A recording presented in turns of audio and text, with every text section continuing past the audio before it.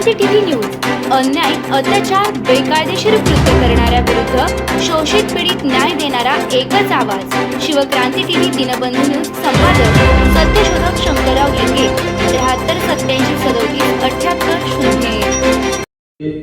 ओबीसीचे जुन्नर नेते आदरणीय वडेट्टीवार साहेब, राज्यातून आलेले सर्वच ओबीसी समाजासाठी तळमळीने काम करणारे ज्येष्ठ श्रेष्ठ, खरं तर सर्वांनी आता मंगेशरावनी सुरुवातीला सगळं सांगितलं, अनेक जणांनी प्रत्येकाने आपापल्या व्यथा सांगितल्यात, आपल्या माध्यमातून गोष्टी सांगितल्यात, परंतु काय होतंय, आपण गाव खेड्यापर्यंत पोहोचत नाही। गेल्या 3 वर्षांपासून आम्ही गाव खेड्यापर्यंत पोहोचतोय, लोकांच्या व्यथा पाहतोय, लोकांना उत्साह आहे आंदोलन करण्याचं, परंतु राज्यामध्ये फक्त एकमेव वडेट्टीवार साहेब सध्या ओबीसीचा आंदोलन काहीतरी मिळालं पाहिजे, ओबीसीच्या अन्याय होतोय त्याला वाचा फोडली पाहिजे यासाठी लढताय। आता राज्यात खरं तर अनेक आमदार, अनेक मंत्री, अनेक खासदार ओबीसीचे आहेत। आता वडेट्टीवार साहेबांसोबत पडोळे साहेब असतील, अशा 1-2-5 बोटावर मोजणे येतील प्रतिनिधी कुठेतरी ओबीसीचा आवाज बनून पाहत आहे। परंतु अगोदर आपल्या सर्व ओबीसीच्या नेत्यांना आपण एकत्र करणं गरजेचं आहे आणि एकत्र करून खरं तर आपण ठरवलं ना, आता आदरणीय साहेबांसोबत आत बसल्याच्या नंतर विषय झाला होता की मराठवाड्यामध्ये आंदोलन केलं पाहिजे का। दत्त आंदोलन सुरू आहे, 2 मराठा आणि ओबीसी हा वाद गेल्या 3 वर्षापासून मराठवाड्यामध्ये ज्वलंत वाद सुरू आहे आणि त्यामधूनच कुठे मराठवाड्यामध्ये अन्याय झाला, बोगस नोंदी मार्फत कुंडी प्रमाणपत्र वाटप झाले आणि ज्याला देता येत नाही अशा लोकांना कुंडी प्रमाणपत्र वाटप झाले, पण वाटप झाले तर झाले, त्यानंतर जात पडताळणी समितीकडे ते कुंडी प्रमाणपत्र फक्त 4 रद्द झाल्याच्या नंतर कुठेतरी समोरील आंदोलन राज्य सरकारला वेठीस धरतोय, परंतु राज्य सरकारच कुठेतरी नाटक करतंय की काय, कारण ओबीसी मराठा वाद लावायचा आणि आपली खुर्च्या कायम ठेवण्यासाठी सातत्याने चाललेला हा केविलवाना प्रयत्न आहे। बाकी मला याच्यामध्ये दुसरं काही वाटत नाही, कारण की ओबीसी मराठा वाद झुलवत ठेवायचा, सगळ्यांना वेड्यात काढायचं, विकास कामं बाजूला ठेवायचे, सगळं बाजूला ठेवायचं, फक्त वाद निर्माण करायचा। परंतु आज राज्यामध्ये अनेक कुंडी प्रमाणपत्र वाटप झाले, त्याच्यामध्ये फक्त 4 प्रमाणपत्र रद्द झाले आणि त्यामध्ये अनेक पुढे जाऊन दाद मागतील, परंतु त्यासाठी आंदोलनाने पुन्हा 29 ऑगस्टला आंदोलनाची हाक दिली आणि त्याच्या संदर्भात त्या आंदोलनाला काउंटर आंदोलन आपण केलं पाहिजे। या संदर्भात मी असेल, प्राध्यापक लक्ष्मण हाके असतील, आमचे मंगेशराव असतील, आम्ही सर्वांनी गेल्या काही दिवसापूर्वी 5-7 दिवसापूर्वी पुण्यामध्ये एक बैठक घेऊन आम्ही ठरवलं होतं की ओबीसीचं कुठेतरी एक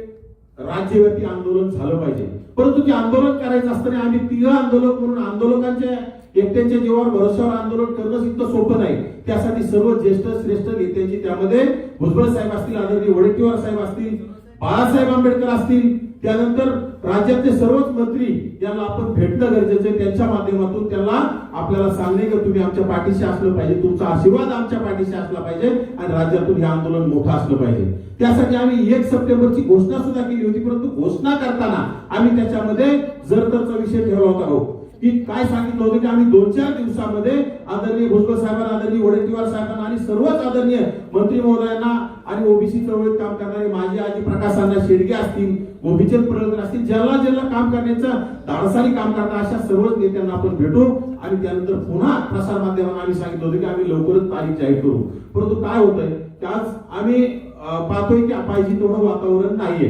राज्यात पावसाचं सुद्धा सावट आहे। आता पाऊस जर सुरू झाला किंवा शेतकऱ्यांची कामाची दिवस आहेत, तर त्यातून जरी आंदोलन भरकटलं आणि जर 1000-2000 जर मुंबईमध्ये लोक येत असतील तर ओबीसी हा राज्यामध्ये आपण 52% सांगतोय, 55% सांगतोय, 60% सांगतोय, तर ओबीसीची म्हणजे हसू व्हायला नाही पाहिजे, कारण की हा मुंबईला यायचं म्हटलं तर आपण राज्यामध्ये मराठा समाज 12 ते 15% असणारा मराठा समाज जर लाखोच्या संख्येने येतोय आणि आपण जर हजाराच्या संख्येने येतो तर आपल्याला लाजा वाटल्या पाहिजे। त्यासाठी आपण आपल्या ज्येष्ठ श्रेष्ठ नेत्यांशी चर्चा करूनच आंदोलनाची दिशा येणाऱ्या काळात ठरवावी लागेल आणि येणाऱ्या काळात असं व्यापक आंदोलन मुंबई असेल, छत्रपती संभाजीनगर असेल, आदरणीय भाऊ म्हणल्याप्रमाणे संभाजीनगर मध्ये सुद्धा लाखांचा मोर्चा होऊ शकतो, ज्याप्रमाणे 24 जानेवारी 2021 ला कोविड काळामध्ये आम्ही अविनाशराव असतील, आमचे राजे असतील, सर्व आम्ही सकल ओबीसी समाज म्हणून त्यावेळी आम्ही गावगाड्यामध्ये सर्व लोकांना जाग केलं आणि जाग केल्याच्या नंतर लाखोंचा जनसागर जालन्यामध्ये उसळला, त्याचं नेतृत्व आदरणीय वडेट्टीवार साहेबांनी केलं आणि येणाऱ्या काळात नेतृत्व कोणी करू द्या ना, नेतृत्व ज्येष्ठांनी केलं तरी काय फरक पडतोय, परंतु नेतृत्व मीच केलं पाहिजे, नेतृत्व हे नको ते नको असं नकोय. नेतृत्व ज्येष्ठांनी करू द्या, परंतु ओबीसीचं वाटोळं झालं नाही पाहिजे. ओबीसीचे हक्काधिकार वाचवण्यासाठी आपल्याला सर्वांना एकत्र येणं गरजेचं आहे. नेतृत्व नवनाथ वाघमारेला नाही मिळालं तरी चालतंय, मंगेश सासाऱ्यांना नाही मिळाले तरी चालतंय, परंतु आजच्या घडीला वडेट्टीवार साहेब लढतायत, भुजबळ साहेब लढतात, या लोकांना विचारात घेऊन आपल्या सोबत आहेत, त्या लोकांना आपण विचारात घेऊन आंदोलन करणं गरजेचं आहे. परंतु मी काहीतरी